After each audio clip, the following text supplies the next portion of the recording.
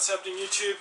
My name's Nick and welcome to another episode of East Coast RC, where the whole idea behind East Coast RC, as you would have seen from my very first episode where we basically debuted the Volantex Ranger Mini, it's all about beginner flying. It's all about getting into the sport, getting into the hobby and enjoying yourself while you're in the air. Guys, today we have an amazing new plane up which I'm going to unbox today. We're going to go through the whole plane together and that'll be followed on by part 2 of the actual test flight. So without that, this is the Volantex Ranger 600.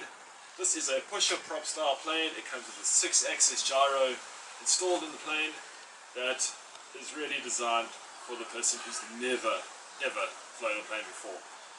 This plane is EPP foam. It is ready to fly straight out the box, and without that, let's get it out the box. Right, so this is the plane straight out the box. As you can see, it is ready to fly. There is absolutely nothing that you need to do in order to get this plane into the air. The only thing you need to do is get 4 AA batteries which go into your transmitter. So guys, this is a little bit windy. Let's put that down. You get a manual which tells you what to do. Let's have a look at the plane itself.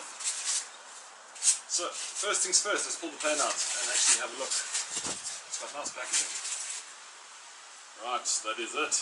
So as I said, it's a pusher prop, so your motor is at the back, which is actually quite nice because when you ding your plane a few times you don't harm the motor. It is safely secured right over here. This plane does come with one battery. This is a 3.7 volt 360 milliamp hour low battery, LiPo, one cell with a low C connector. And if you actually have a look inside there, you'll see it's 2 servos with a gyro scope inside it. It's actually a really nice, neat looking plane. So that'll go inside it. Let's put that down for the moment. It's a nice little hatch that basically clips on. What else do we get? So let's have a look over here. We get a battery charger. So it's a low C connector that connects up to your iPhone plug or whatever you have, USB, laptop. And we have a spare prop, which is always quite nice. Not that you should break this very easily, but yeah, it's always nice to have a spare prop. Then let's have a look at the transmitter. So it's a nice little basic transmitter. I have cheated, I already have put 4 batteries into the back here, but we'll check that out later. So it's your basic transmitter. It has your 3 toggle switches at the top here for beginner, intermediate, and of course expert. So again, beginner is 6-axis gyro. That means all your surface controls have got extra assistance while you are flying to keep the plane stable at all given times, which means your bank angles will be not as great as anything else. Once you move into the intermediate, you'll be able to bank more and you'll be able to do loops. But once you are in expert mode, you'll be able to do full loops. You'll have full control of the plane with no gyro assist. So the great thing is that you're able to go from right at the beginning as a beginner pilot, and you can work your way all the way through to an expert on this plane. So this is a 3-channel plane. It has your throttle, it has your rudder, and it has your elevator. It does not have ailerons. However,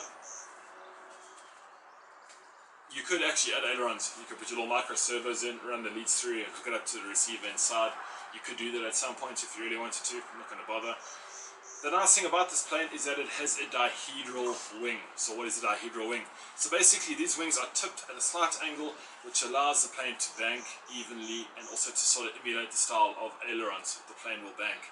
It also has a slight polyhedral axis here, which will allow the plane to glide. That is a perfect glider, and it'll be able to keep it up in the air for apparently Volantex says 15 to 20 minutes depending on how you fly. It does have these nice lines over here, these strips basically, that is to help you see the plane when it's high up. And I think, yeah, it does.